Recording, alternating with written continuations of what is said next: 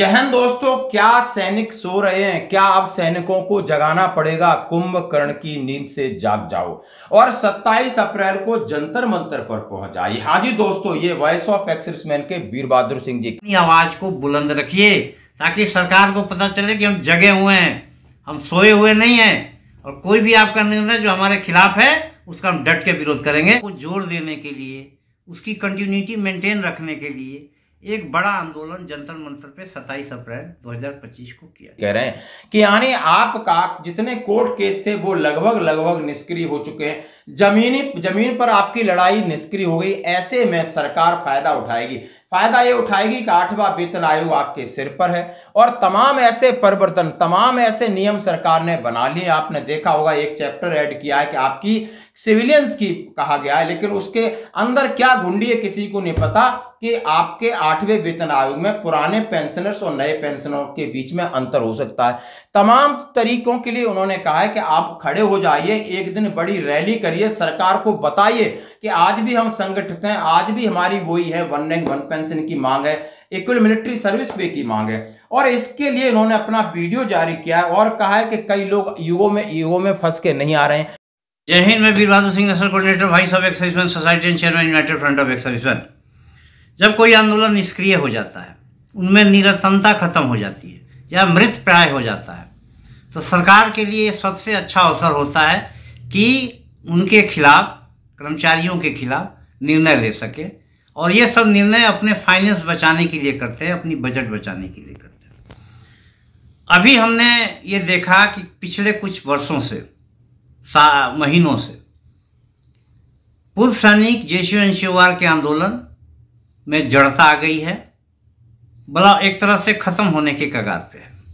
तो हम लोगों ने सभी संगठनों को इकट्ठा करके प्रयास किया कि इनमें जड़ता खत्म करने के लिए, अपनी मांगों को जोर देने के लिए, उसकी कंटिन्यूटी मेंटेन रखने के लिए एक बड़ा आंदोलन जंतर मंतर पे 27 अप्रैल 2025 को किया जाए। अब यह आंदोलन दो कारणों से और भी इम्पोर्टेंट हो गया। पहला कारण है कि पार्लियामेंट में एक सवाल के जवाब देते हुए सरकार ने सिर्फ सिविल पेंशनरों के स्टेट दिए हैं, डाटा दिए हैं, पूर्व सैनिक पेंशनरों के संबंध में कुछ नहीं बोला।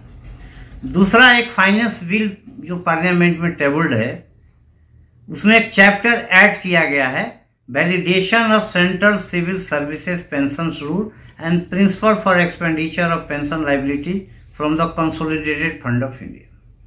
जो दूसरा वाला फाइनेंस बिल था, इसमें सिविल ऑर्गेनाइजेशन को आशंका है, उनका एप्रीहेंशन है कि कहीं जो 8 पे कमीशन है वो सिर्फ और सिर्फ बाद में जाने वाले, मतलब 1 जनवरी 2026 के बाद जाने वाले पेंशनरों के संबंध में ही अपनी रिकमेंडेशन ना दे और पीछे वालों को छुए भी मत। अगर ऐसा होता है तो 7 पे कमीशन या उससे पहले जितने भी पेंशनर गए हैं, इनके पेंशन में 1 रुपये की बढ़ोतरी नहीं होगी। इनको बहुत बड़ा घाटा होगा और ये गवर्नमेंट के लिए आइडियल समय लगता है कि अभी सब निष्क्रिय पड़े हुए हैं, क्यों ना ये अपनी फाइनेंस लायबिलिटीज को खत्म किया जाए, कम किया जाए। सिविल ऑर्गेनाइजेशनों ने इसके संबंध में गवर्नमेंट पर प्रेशर माउंट करना शुरू कर दिया है। उन्होंने अपने डेलीगेशन भेज के वार्ता भी किया है, लेकिन अभी टर्म्स ऑफ रेफरेंसेस 8 पे कमीशन का हुआ नहीं है।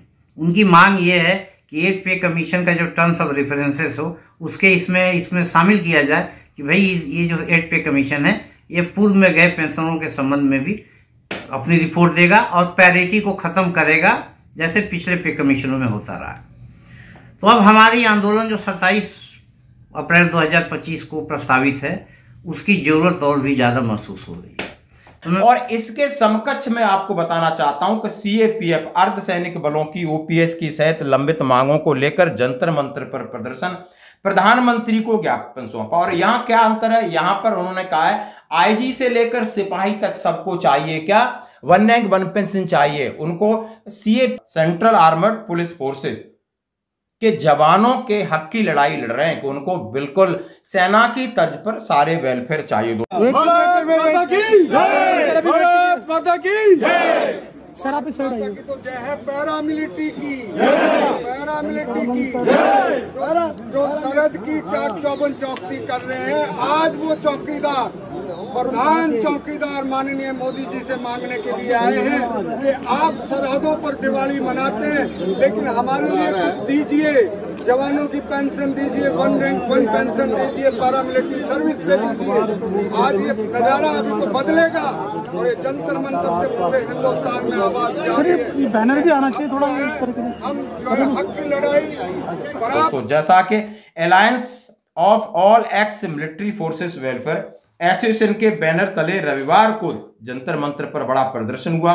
माननीय प्रधानमंत्री जी के नाम पर ज्ञापन बना और उसमें सारी मांगे लिखी। हमें ओपीएस 50% पेंशन चाहिए और सैनिकों की तरह ओआरओपी चाहिए, सैनिकों की तरह हमें शहीद का दर्जा चाहिए, कैंटीन चाहिए, जिला सैनिक बोर्ड चाहिए और हमें सारी सुविधाएं चाहिए। और सेना की तर्ज पर सीएफ में एक्समैन का दर्जा चाहिए। झंडा दिवस कोष की स्थापना के लिए कहा है। बेहतर स्वास्थ्य लाभ के लिए अलग हॉस्पिटल चाहिए। यानी सारी चीजें उन्होंने रखी। और इधर हमारे पास जो है, हम उनके लिए जाग नहीं रहे हैं। अब वीर बहादुर सिंह जी कह रहे हैं कि एक हमने पहले कॉन्फ्रेंस किया था, कॉन्फ्रेंस में सभी जितने दावा करते हैं कि मैं अध्यक्ष हूं या मेरे पास सैनिक संगठन का मैं मालिक हूं, सबको बुलाया, सबसे रायशुमारी की और 27 अप्रैल का दिन मुकर्रर हमने कर लिया। मैं भारत के सभी पूर्व सैनिक संगठनों से आग्रह कर रहा हूं कि आप अपने ईगो में, नादानी में इस अपॉर्चुनिटी को मिस न करें, क्योंकि अगर अहित हो गया, पहले नहीं जगे, अगर अहित हो गया तो बाद में आप हम सब कुछ नहीं कर पाएंगे, लाठी पीटते रह जाएंगे, सांप निकल जाएगा। कई संगठन जो बड़े होने का दावा करते हैं, उन्होंने 27 मार्च में शामिल होने से एक तरह से इनकार कर दिया है।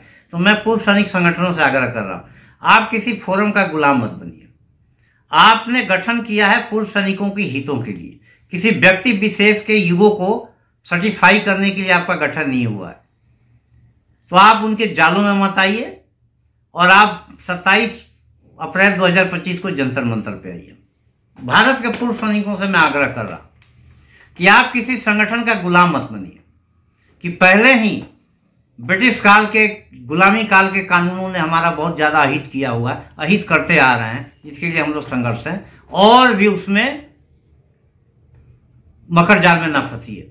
आप संगठन नहीं आते, छोड़िए संगठन को, आइए 27 अप्रैल 2025 को जंतर मंतर पे और अपने अधिकारों के संबंध में, अपनी मांगों के संबंध में अपनी आवाज को बुलंद रखिए, ताकि सरकार को पता चले कि हम जगे हुए हैं, हम सोए हुए नहीं हैं। और कोई भी आपका निर्णय जो हमारे खिलाफ है, उसका हम डट के विरोध करेंगे। जय हिंद, जय भारत। और ये वीर बहादुर सिंह जी कह रहे हैं सबका सैनिक संघर्ष और जितने सभी लोगों ने इसकी हामी भरी कि एक जंतर मंतर पर बड़ी रैली होनी चाहिए। अब इसमें आपकी क्या राय, आपको कमेंट क्या करना पड़ेगा? क्या आज लोगों को जगाने का वक्त आ गया? क्यों सरकार ये मनमानी करने में माहिर है? यानी सरकार क्या चाहती है, मनमानी किस लिए करती है? उसका जो पैसे का बजट है वो अपना ठीक ठाक करना चाहती है, ठीक ठाक करना चाहती है और इसलिए कुछ न कुछ तरकीब और तरतीब निकालती रहती है, ऐसी कि आपको समझ में आए ना आए, लेकिन सरकार अपना खेल खेल लेती है। और उन्होंने कहा है कि ये समय है, पर यह उपयुक्त समय है कि जैसे कि 8वें वेतन आयोग का टर्म्स ऑफ रेफरेंस भी फाइनल होने वाला है, इससे पहले एक जबरदस्त कॉमन मिनिमम एक एजेंडा सरकार के सामने रखा जाए और सरकार को ताकत दिखाई जाए। अब इन्होंने सभी सैनिकों से कहा है, भैया आप किसी भी संगठन से जुड़े हो उसको छोड़ो, आपको यदि संगठन सैनिकों के अधिकार की बात कर रहे हैं तो आइए हमारे साथ एक दिन के लिए ये रैली हम कर रहे हैं, इसमें हमारा समर्थन करिए, हमें कोई फीस नहीं चाहिए, हम आपको खाना पीने का सब इंतजाम करेंगे, बस आपने आना है।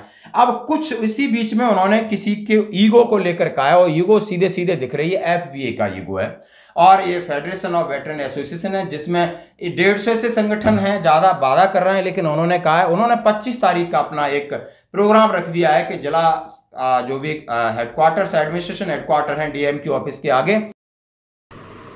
फेडरेशन ऑफ वेटरन्स एसोसिएशन के सभी साथियों को विनम्र नमस्कार।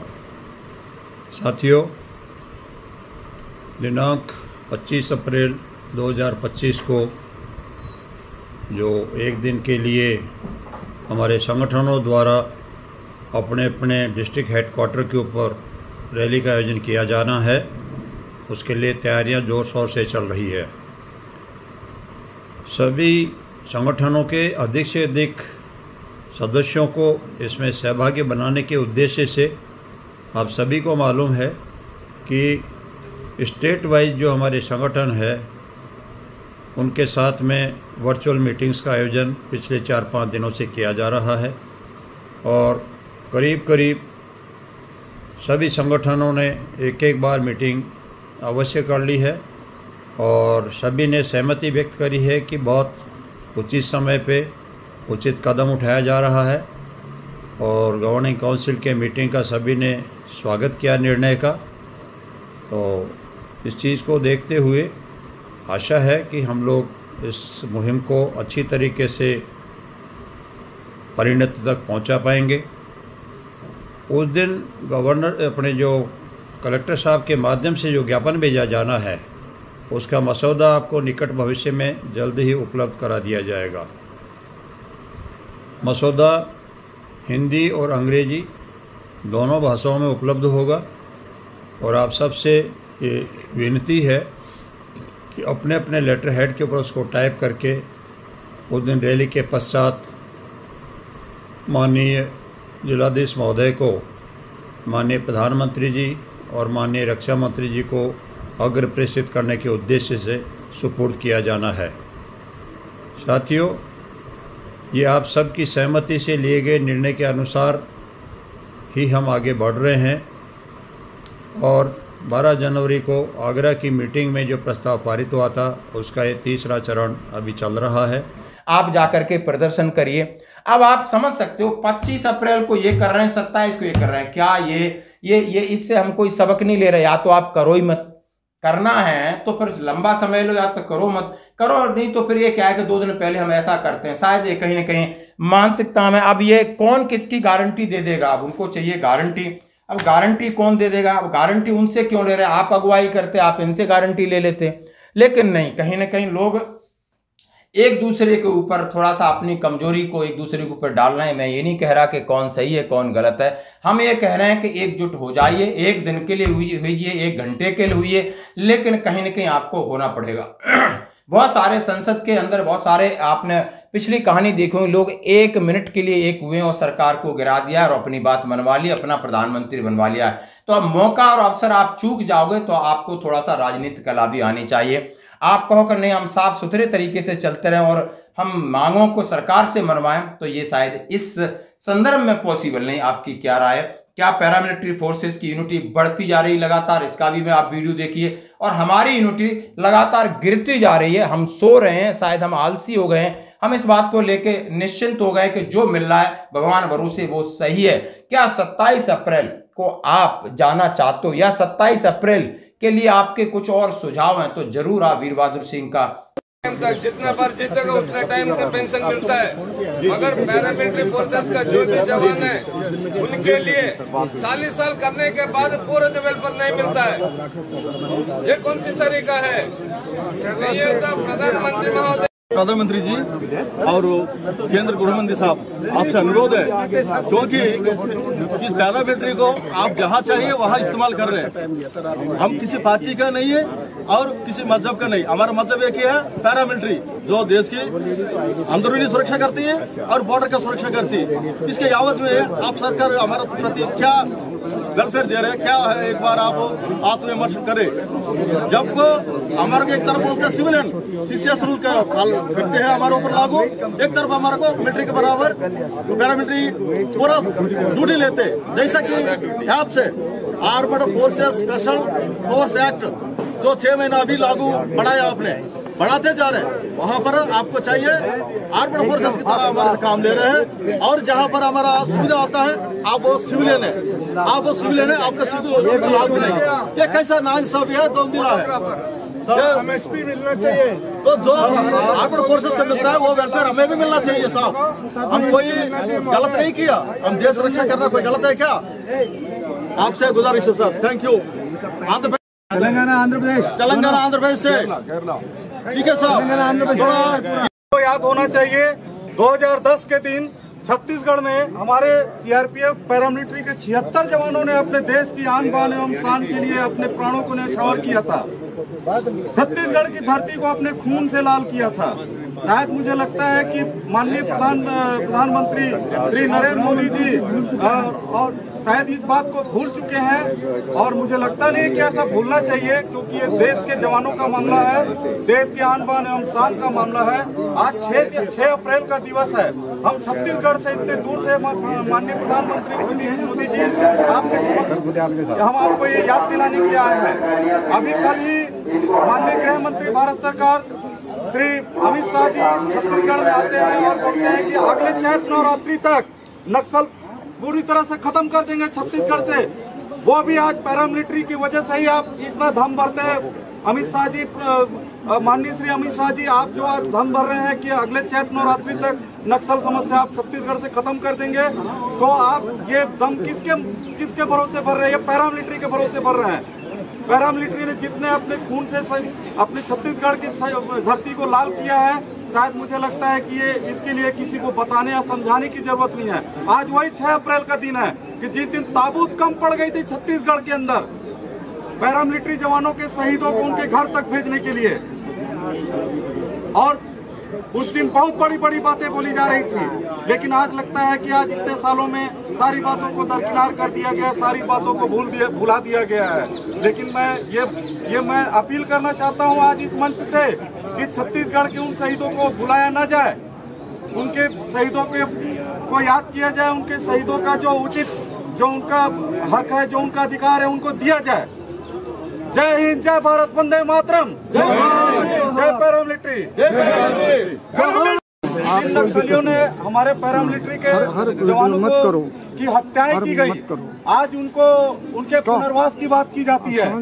प्रधानमंत्री जी से अनुरोध करते हैं, माननीय प्रधानमंत्री जी से अनुरोध करते हैं, जैसे आर्मी वालों से दिया गया है MSP, वैसे पैरामिलिट्री फोर्स के जवानों को भी दिया जाए।